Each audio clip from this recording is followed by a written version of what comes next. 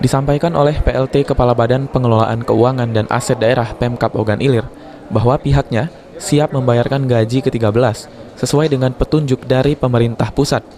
Namun, untuk kepastiannya, menurut PLT BPKA di Ogan Ilir, kemungkinan pada bulan Juni, tepat di tahun ajaran baru sesuai dengan instruksi pemerintah pusat setelah pembayaran gaji pokok.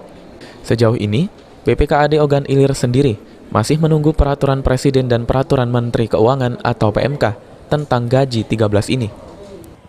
Dan dana sudah tersedia, kita tinggal lagi menunggu waktu yang pas untuk menyalurkannya ke ASN. Ya. Ini yang dapat siapa aja, Pak? Kalau yang ASN, P3K enggak dapat. P3K nanti saya lihat lagi yang peraturannya ya. Honorer enggak dapat, Pak? Kalau honorer seperti waktu gaji 14 tidak dapat.